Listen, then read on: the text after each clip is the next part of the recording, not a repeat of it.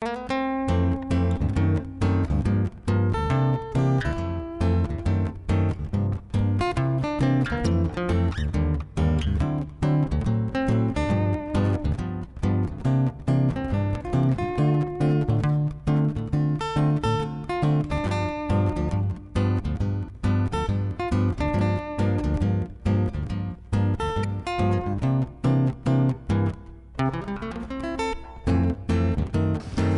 brought two pieces. Unfortunately, I couldn't bring my tool chest, and you'll see why when we get started into this thing. So this was made 10 years ago. We're not going to spend a lot of time talking about this particular piece. We're going to talk about the construction of the case itself. And I'm in the throes of making my next one. So I thought you might enjoy seeing what dovetails look like when they're cut and uncut, and you'll see a bunch of scribbling on the boards, which if I have time, I'll try to get into as we go along.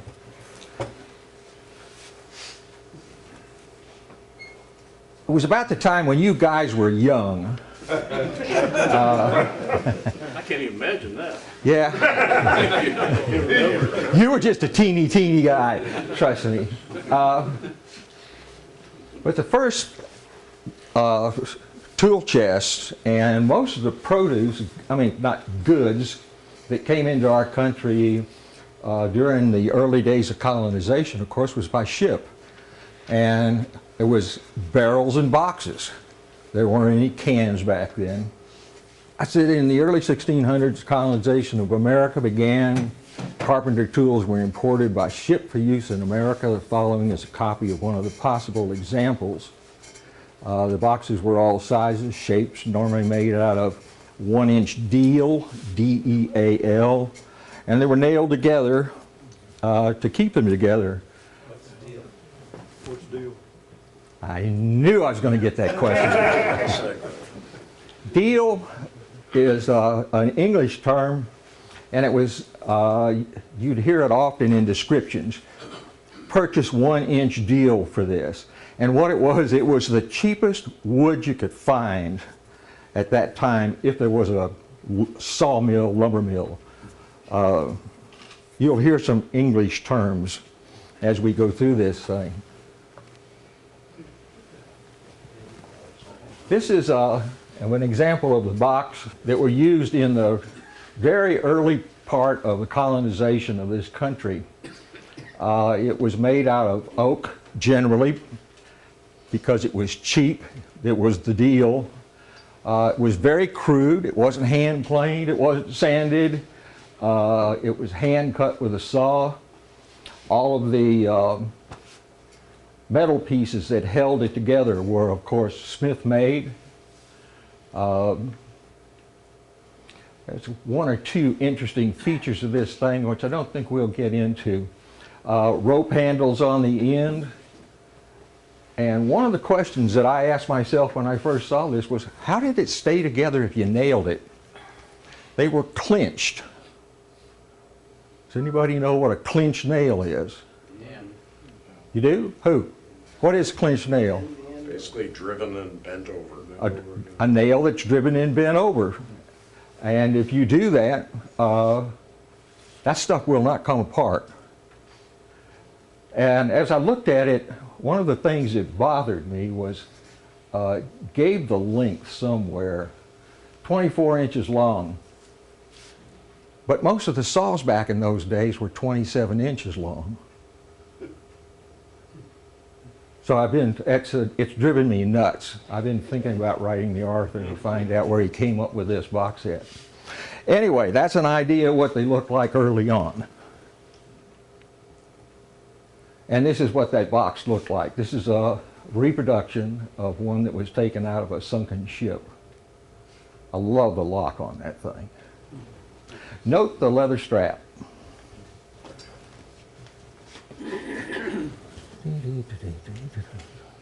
They drove a nail straight in. How did they clinch it? I did that a lot growing up. Oh, here, well, these clamps held that together, and like at the top where you see the lock that's inside that round piece of metal, that thing was clinched on the inside. They were not my kind of box. Anyway, by the mid-1700s, these things had started to change, and what had happened is, early on in colonization, all you had was trails, possibly some kind of a dirt road between a couple of buildings, if there were, or between houses. And so what carpenters did then was they would either carry it with a leather strap, sometimes they would put it over their shoulders, and then sometimes they would have a handle on them. And of course the handles would be quite crude. This stuff was really ugly.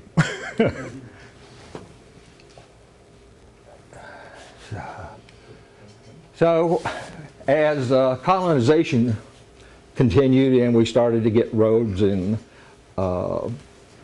the people started to move away from the central core of the small colony city, the need for carpenters to be able to take their tools to the wood site created a different type of a box.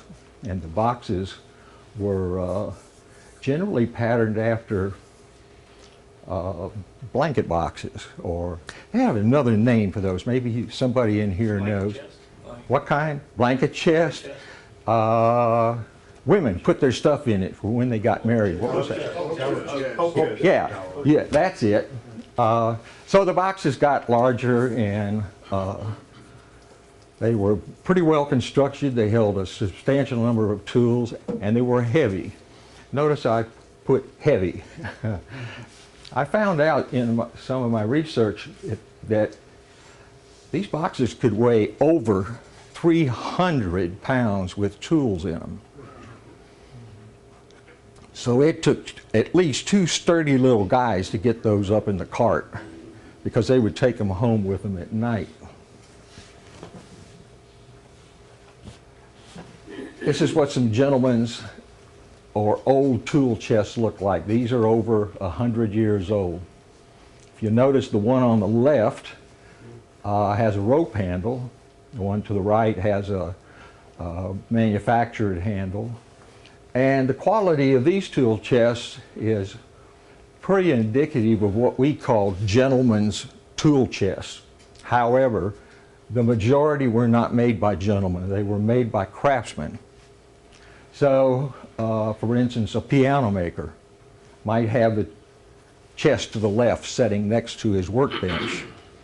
And if that particular individual was into inlay, marquetry, and so forth, you would see sometimes extraordinarily beautiful examples of that work inside of their chests.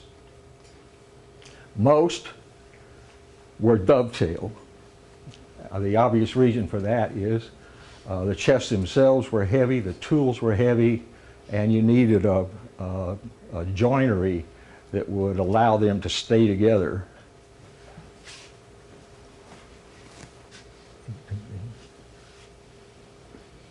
Oh yeah, here we go. You see something a little fancier on the left. This again could have been next to the fine woodworker in a shop. An interesting thing I found from my friends at the SAFRAM, the Society of American Period Furniture Makers, is in a high-end furniture shop, they didn't normally do everything that was required to build a piece of furniture, which would include marquetry, inlay, the finishing. A lot of that was jobbed out, or the work was like some of that would be brought in and put in by the craftsmen in that particular manufacturing firm. The one, any questions on that chest? I just think it's drop dead gorgeous. Again, the outside of it looks, sir? Is it original or repo? Oh, it's original. You own it? I wish I did.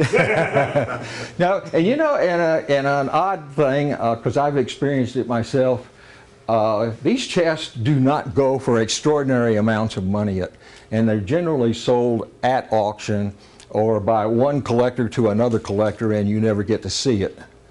That chest probably is well under $4,000. And I just think it's an extraordinary example of craftsmanship 100 years ago or possibly more. I call it a chest to the right.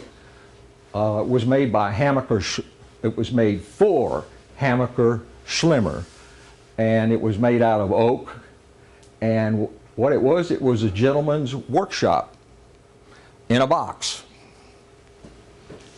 Beautifully made, and you could buy it complete with all the tools. Had a shoulder vise.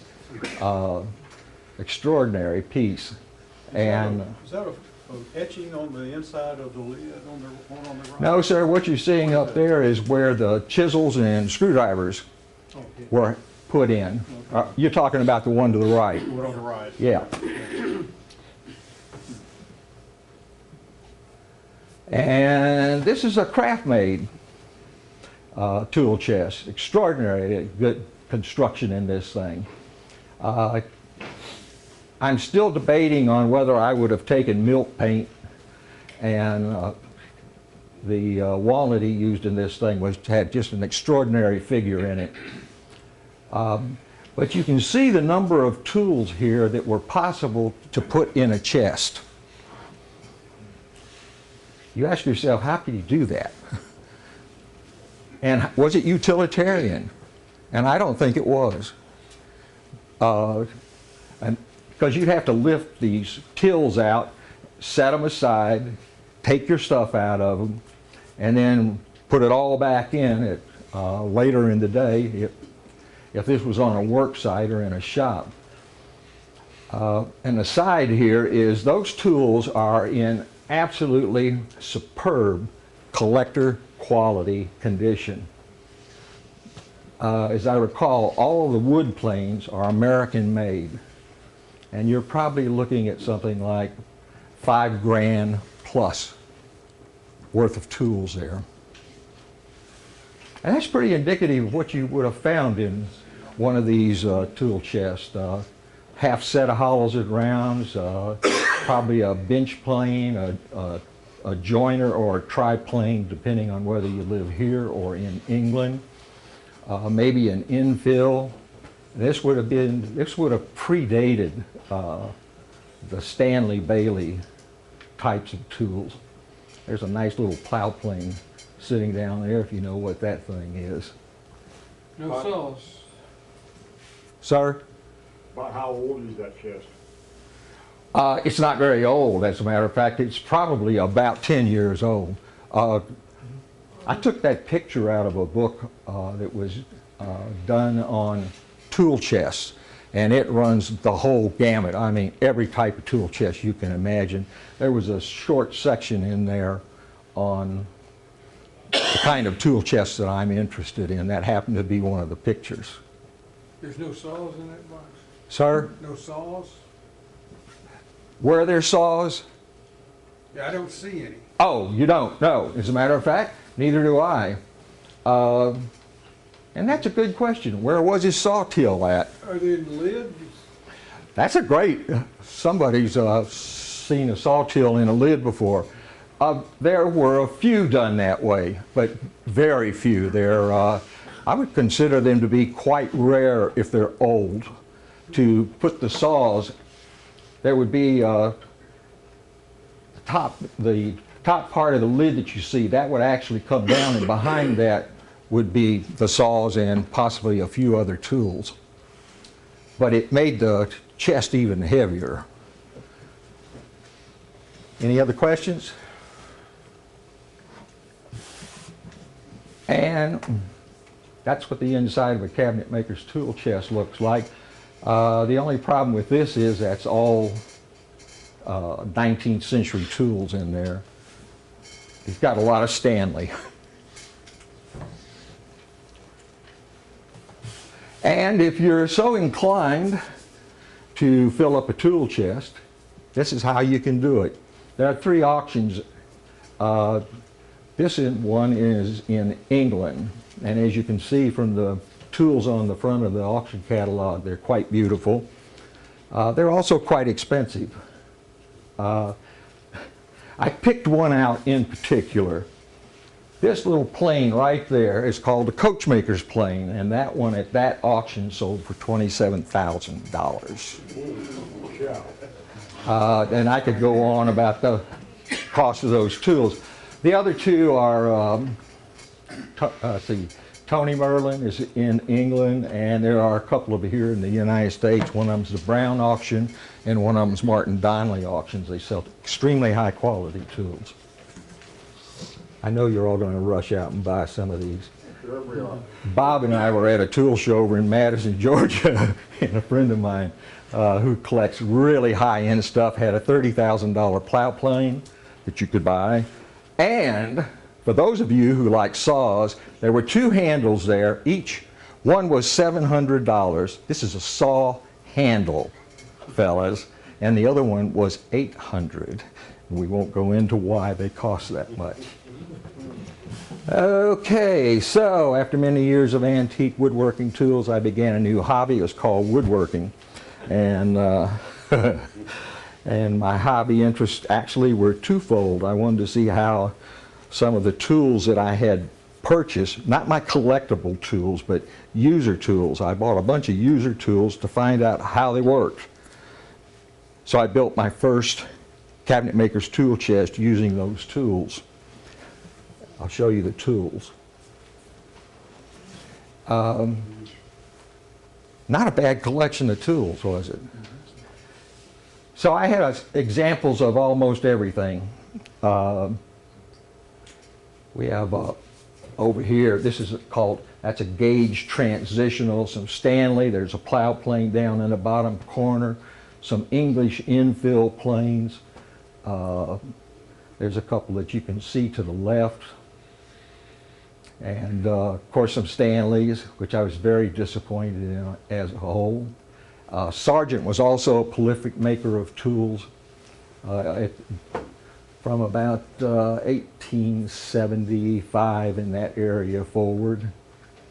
And saws, as an interesting point, there's one right there that's 170 years old.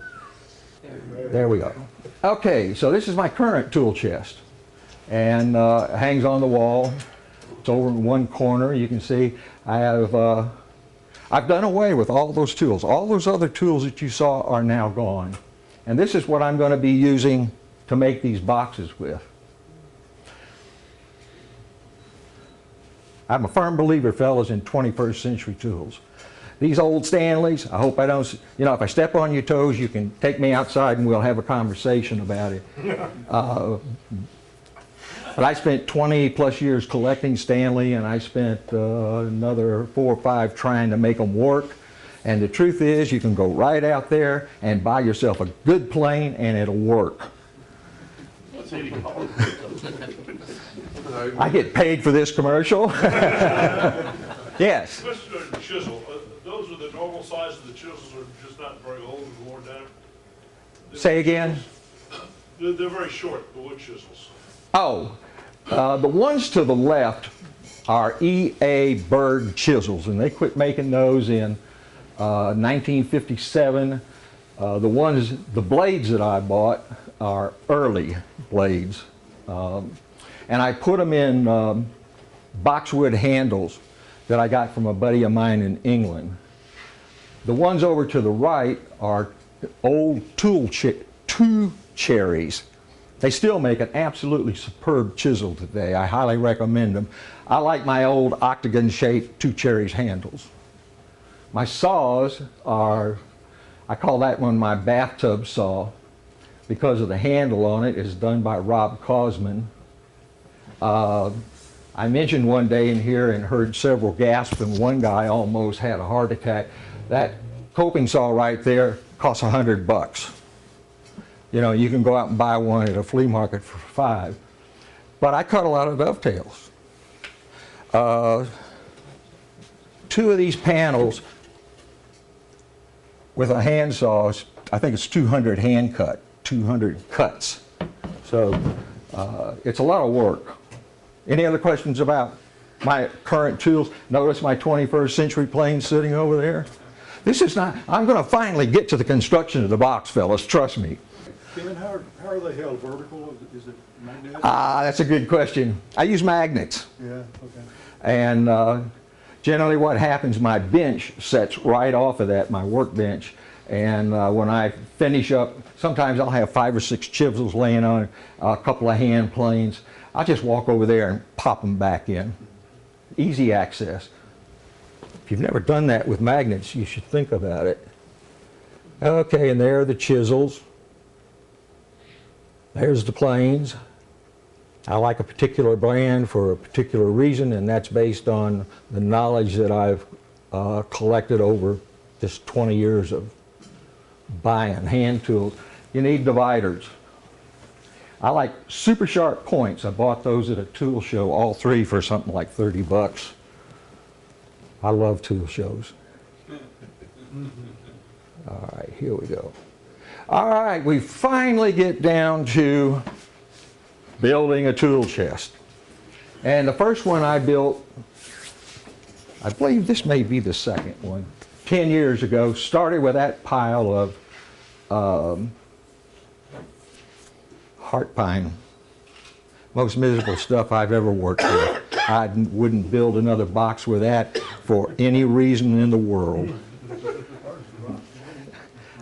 It's you chisel, chisel, chisel, sharpen, sharpen, sharpen.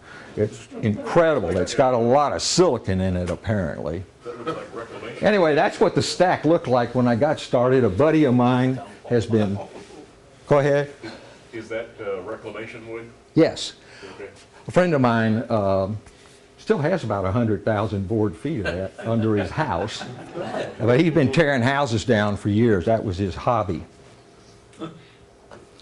All right, and you see this very modern shopsmith.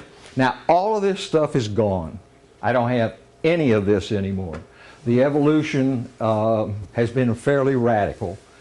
But that little shopsmith, believe it or not, is probably one of the best thickness planers I've ever used because it's variable speed, and I mean really variable speed.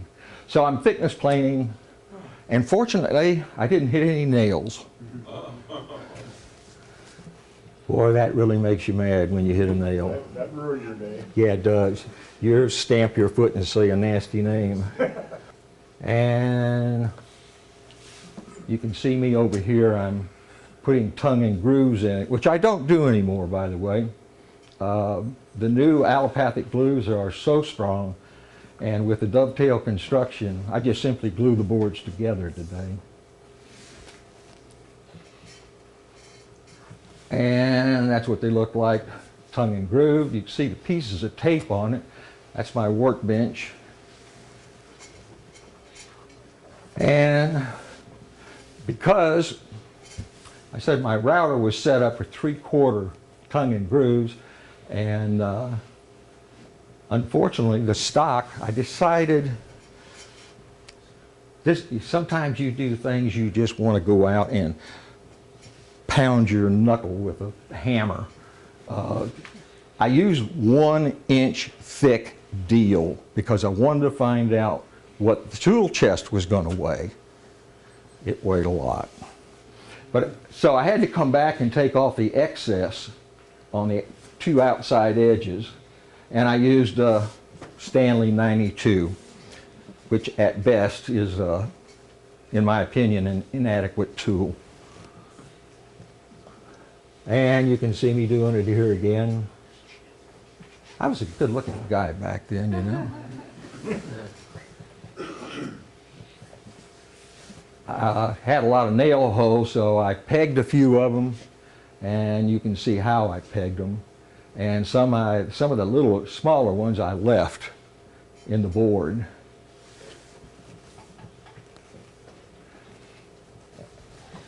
Just simply another shot.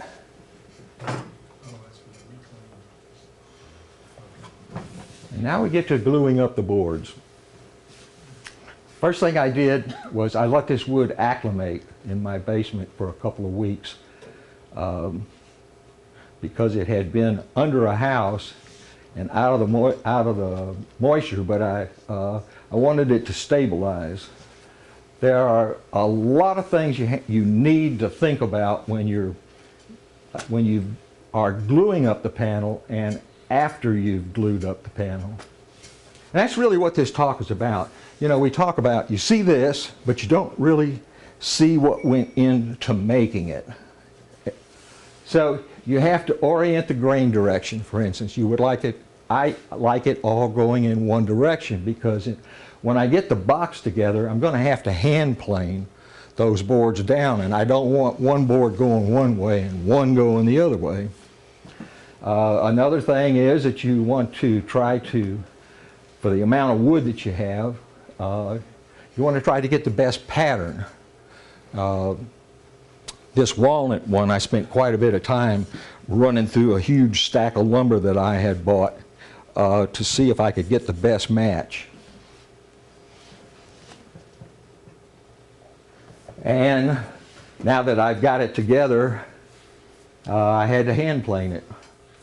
I didn't have to, but I didn't, at that time I didn't have a drum sander, which is really nice.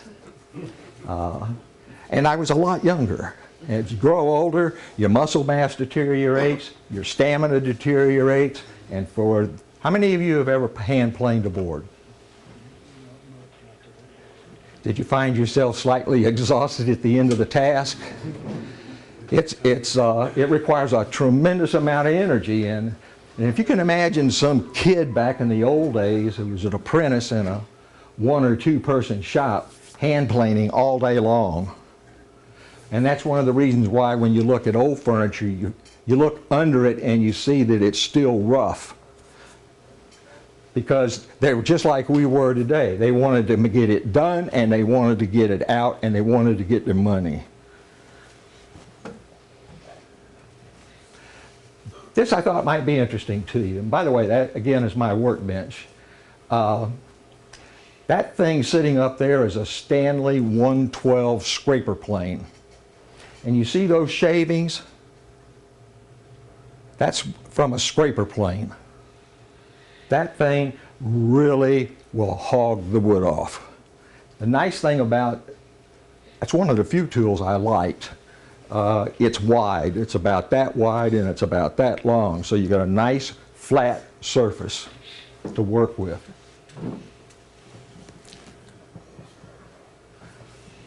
Yes, that's me. 2004. Damn, Kenny, you were okay. Didn't have the neck back then. I never smiled. And if you, never. My wife's taking pictures. I've never smiled. All this stuff over here for the shopsmith, that's gone. I believe it or not, I still have the router table, but it's entirely different. And finally, we get down to the point where we're going to start to lay out some dovetails. And back then, I really did it the hard way as compared to the way I do it today. But I made myself a story stick to lay out the dovetails with. And even back then, I tried to make this part of the pin reasonably thin. And remember, this is 1-inch thick stock. So here we are cutting. I tried everything. Actually, I even tried a metal cutting saw one time to see how it worked. That was a Kimack, probably quite dull compared to today because I sharpen my own tools. But you can begin to see, I put a lot of dovetails in because I like to cut them. These could have been a little wider. There's a lot of hand cutting. Why do you like the real narrow one? It's a sign of craftsmanship, and it tells the person that's looking at it, this was not done with a Rob Austin dovetail jig. Rob. Normally he throws a tomato at me about this time. To me, the real fine ones are English too. Sir? The really fine ones. The really fine ones where the pin comes to a point. And trust me, fellas, if you're cutting a lot of those, you better have cut some before because they're very difficult to cut. The top will break off of the pin. So at that time, I wasn't using coping saw. I was using, as you can see, a saber saw. That's what it looked like. And now I'm over here finally. I'm starting to, I hand chisel everything. All of these dove chisels, all this stuff, the waste is hand chiseled out. I don't do it that way anymore. It's too time consuming. And when I speak of time, remember this, everything I found in woodworking requires patience. The higher the degree of skill you attain, the more patience you have to have. So I'm going to give you a really quick example. I have friends who will bring the lumber in and condition it for anywhere from 2 weeks to 2 months. They'll draw a full set of plans. If it's a really complicated piece, they'll make a model. Think how long that takes. You're making a chair. You make the complete chair as a model, and then you come back and you start your real chair. And there's a lot of steps in between that require a tremendous amount of patience. The joinery sometimes becomes very complicated, and if it's done by hand, and if it's done to a high level of quality, it requires that you pay attention. I'm going to give you an example. I just finished an English tea caddy. I'm going to bring it in here. I was hand planing the front of it with one of my planes, and I can take off a 1/1000 inch thick and sometimes smaller shaving off of this thing. And apparently I had to do something, maybe answer the phone. I came back and I made one more pass. Except I made it in the wrong direction. And I was using, guess what? Curly maple. And guess what it did? It tore it out to the point there's no way to repair it. And I got about 60 hours in this stupid little box. So, and now I'm cleaning out the waste. And normally what you would do if you were cleaning out, those happen to be the tails, you'd put a backer board up there because you don't want your chisel to go all the way through and tear the back side of it out. I don't have that, and the board wouldn't be that high either. All right, let's get through that. You get a better idea what the tails look like. That is the easy part, the tails. And here you can see what happens when you've got the pins, which is the vertical board, and the tails, and they're coming together. Now, the one thing you don't want... Hammer, right? Sir? That's when you get the big hammer. Yeah, that's a good point. I'm glad you brought that up because I was about to tell you. There are guys out there that hand cut these things, zip, zip, zip, zip, zip, zip, zip, zip. Put them together without even testing them. And I say that is not a good idea. Because if you hammer that down and those pins and tails fit really, really tight, what's going to happen to you about 6 months after the chest is complete, you're going to know stress cracks. So you should fit your tails to your pins. They should be nice and snug, and it should take a hammer to drive them in. But you don't want them super, super tight. Don't force. And aside here, if you decide you need to clean, as an example, you don't generally have to clean anything on the tails except the gullets. But on the pins, a lot of times you'll have one pin a little too thick. Do not chisel down straight on it. Chisel through like this. If you chisel down straight, what will happen is it'll follow the grain and a large chunk will pop off, in which case you'll say another nasty name. All right, this is finally we get to the box. This is probably 2 months later. And normally I have, as you can see on this one, for those of you who have not thought this way, for instance, I have fence up here. So when I cut this side, I use the fence. When I cut this side, I use the fence. The reason for that is that when I bone it, that's another English term. Who knows what boning is? Great. Now here's an epiphany. That's an English term for finding out if your board is square, or if, so you measure the diagonals. I think this one happens to measure something like 23 3/8. Perfect. One of the reasons is because I use the fence side. Anybody not understand why you do that? It's important. It's one of those steps, because in building a complex cabinet or something with 9 small drawers in it, everything has to be square. So if you start off and your box is 1/8 of an inch out of square, guess what? You're screwed, because from now on everything that you fit to the box is going to have to compensate for that. And then grain direction, top, bottom, right, left. Remember, all this is hand cut. So the only thing that fits this is it's complementary. Am I got that right? So I put one on this and one on the other on the pin board, because that board is not going to fit over here. I've tried it, fellas. It doesn't work. Even if you do a really good job, it's not going to fit. And finally, I think we're going to get to the bottom. The bottom boards you let float, and I did not, see, did I tongue and groove? Yeah, I tongue and groove these and no glue. Everybody understand why? Good. No glue? No glue.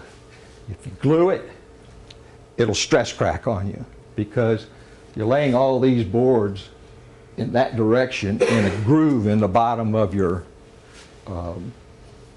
chest, and if you glue them together, when they try to move, and they're going to move, this stuff moves at least 1/8 of an inch. It was really old and really dry. The moisture content in this was only about 6%.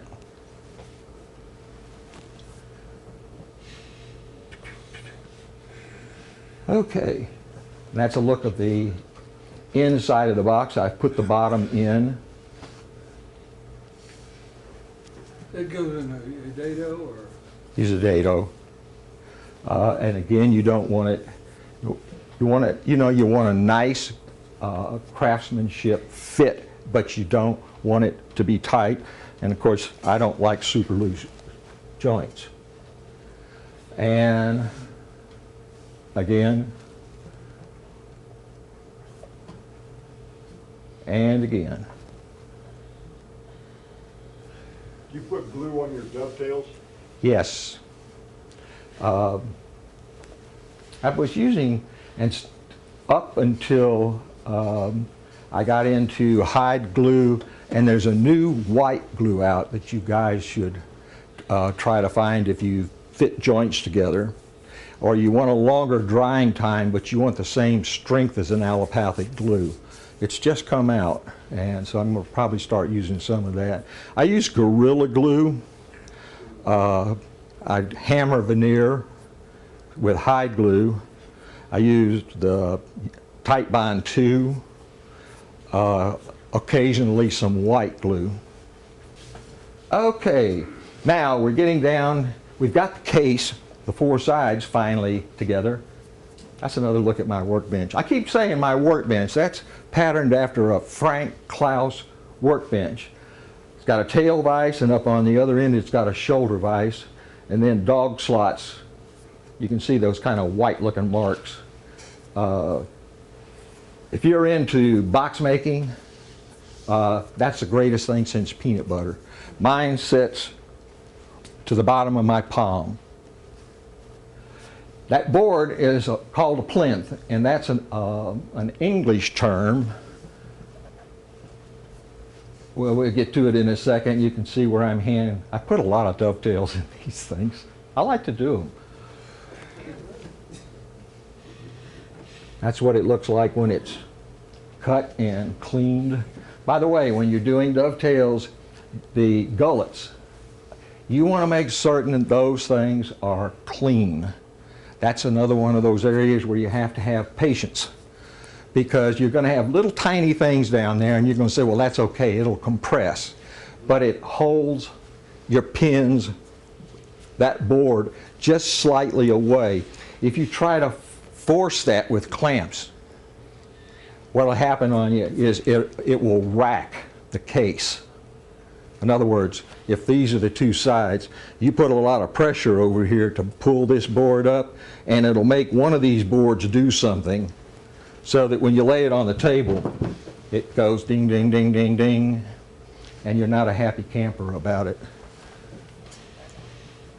And this is where I put my lock. You can see the escutcheon hole.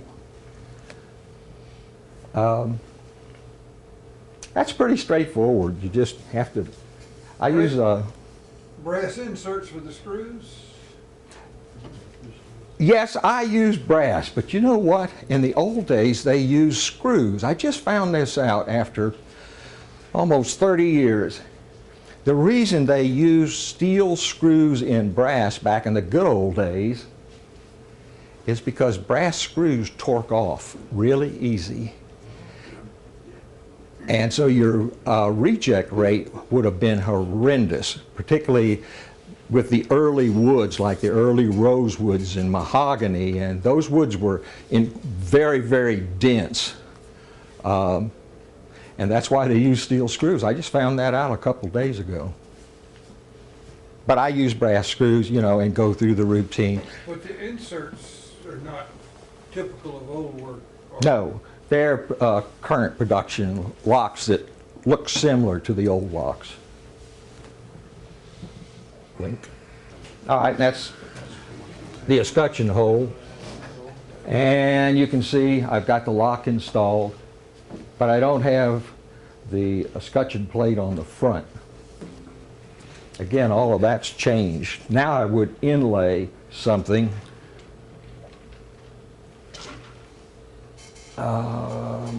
In that one I put a brass insert, which was typical 100 years ago. And that's what the case looks like. Been boned. It's probably within a 32nd of an inch square. Sometimes I get lucky and I get a little bit better. These things that band the box top and bottom are the things I was calling the plinths. And that's what makes the box incredibly strong. It just will not come apart. You can run over it with a steamroller.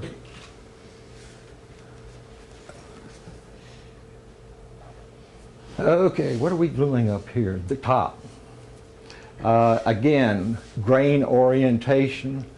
In this particular case, I matched the boards as close as I could for the amount of stock that I had. And I think it was also 1 inch thick. Way too much. And back to more hand planing. Must be the same pictures as before. What am I doing here? Oh yes, I'm using a hand plane to fit the panel to the chest. For those of you that don't use hand tools, about 55 years ago, a guy told me, he said, you know what, Ken, he said, power tools will take you to a certain point, but if you want to get to another level, you've got to learn how to use hand tools. So what I'm actually doing there is I'm making that lid because the box is never perfect. Wood has slight bows or there's always deformities that you have to compensate for. Nobody threw anything at me when I made that statement. Because I know we got a lot of guys in here that if it doesn't turn up to 25,000 RPM, you know, it don't go in my shop. Right, Bob? Where's Bob? So, I'm a firm believer in hand tools. You don't need a lot of them today. A good smoother and a good table plane, or a small palm plane, block plane, you can get by with that. Okay, I've finally got the top to fit the case, and so now I'm going to veneer it. I use, that's called veneer tape. At this time I was using Type Bond 1, I guess. I don't even know if Type Bond 2 was on the market. This part gets a little more interesting. This is my furnace veneer press. I thought that was rather ingenious. I'm using 2 car jacks, which are obvious, and those nice long poles, and that's a filter I built to take out the fine stuff in my shop. What happened with that veneer, I had never veneered anything that large before, and this veneer had bubbles in it. And I thought with my veneer press that wouldn't be a problem at all, so I rolled on glue on both sides and spritzed. You always wet the opposite side of your veneer. I use a spritzing bottle with some a little bit of glycerin and water, and I put it down on there and I clamped it all down and let it sit for a day and came back, and I looked down in. I was not a happy camper. None of those bubbles had stuck. So I had to learn how to flatten veneer. Because if you can flatten veneer that has slight waves in it, it takes a little experience. You're better off flattening every time, and we can get into that at another time. So what happened was I ended up hand planing all that old veneer off, because if I'd used a belt sander or something, I could have scored the top I was going to re-veneer. And if you have a low spot, guess what, fellas? When you veneer it, it shows up. And it's so blatant that it just makes you ill. You have to throw the piece away and start over again. That's a hard thing to do, by the way. If you've got something you've got 100, 150 hours in, it's hard to throw that in the trash can. But it's part of the being. He's smiling because I know he's thrown some pieces away. And it's a little aggravating, but at our age you don't get upset about it. You just go put it in the garbage can, sit down and figure out what you did wrong, and you try not to make the same mistake twice. So this is the new top. This happens to be redwood burl. Turned out, looks good. And that's the frame. I haven't put the frame in yet. And that's what it looked like when I framed it. Directly, you're not putting the poplar crossband on the center board? I don't understand. Okay, normally I thought even when you're using a lumber core, you would put a poplar cross grain and then your show veneer on top of that. If you did that, you'd have to do the same thing to the back. Yeah, I know. Okay. But you're putting face veneer on. Yeah, on the depends on your substrate. Okay. We could get a lot more complicated if we started talking about veneer scrapers and to scratch stock. It gets. I did this knowing nothing. That's the whole point of this thing.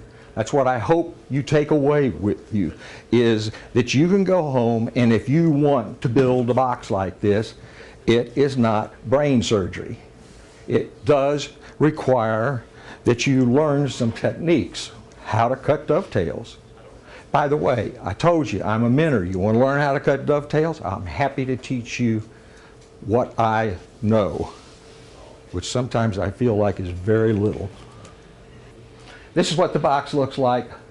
Now that I've got the lid on, you can see the lid is dovetailed. That's the top that I put down into that.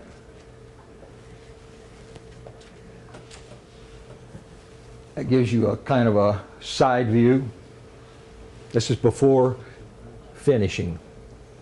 And finally, put some handles on. I had a friend, it's a tool collector dealer, and he made me 4 sets of those hand wrought handles.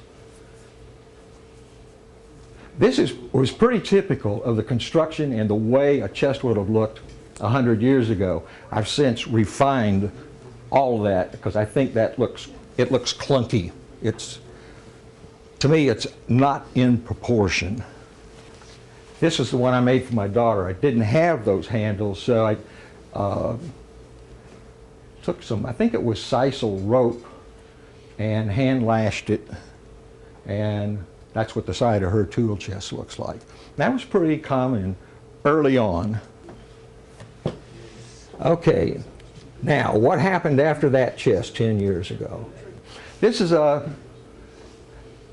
kind of the evolution. This is patterned after a typical tool chest. A machinist might have used this. As obvious, I got a little carried away. It's true drawer, spalted maple, and somebody early on said, you should put something around your escutcheon. So I chose a scorpion. 2 drawers, it lifts up. There are 2 tills in it and a tray in the top of it. That was my, my first scorpion. It gives you an indication of what goes on in my mind. Actually, I thought he was pretty good. He looks articulated. And that's the inside of the chest. And at that time, I was doing butterflies. Was the scorpion inlaid? Yes, sir. It was inlaid. And so are the butterflies. I just carry that forward. You can see the bow ties. I think that's, it gives the chest a little panache, or what's a good word for that, Mickey? Looks okay? Looks okay. Yeah. That's what we say about Mickey's work. Well, Mickey, that looks pretty good. You know, he wants to go out and... So the bow ties are really quite simple to inlay. I mean, they are really simple, and you can do it perfect every time, and I can teach anybody in here how to do that in 10 minutes. Why, explain the flat section there after you open it. Oh, it was apparently a work table, or I don't know really what it was used for, but it was in the original chest of about 1820 that was sold by Peck, Stowe and Wilcox. That was a large distributor of tools and all kinds of stuff. And so I just copied it. Does that hinge up or what? Yeah, it does. Or maybe it comes out as a solid piece. It's been quite a while since I've made this thing. I think it comes out as a solid piece. And then the tills are under that. And that's the back side of the box. These things are, I noticed on a chest at a tool show, and what they do obviously is they let the lid come back and rest rather than come down, which means you're probably going to tear it out fairly quickly. Let's see.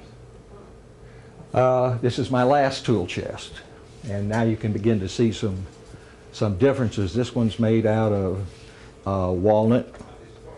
I used the typical brass insert, but I put that's an inlaid piece of ebony around the escutcheon. And the top of it, because I wanted a different look, I veneered that with 2 pieces of walnut crotch. Still has the same plinth, same dovetail construction. This is the inside of that box. I did this one more in the genre of the older tool chests. This is called stringing. Those are called berries. This piece right here, I got the idea to use that to hold my saws vertically. The reason is, this is a saw till. You can see how much wasted space you have in this thing.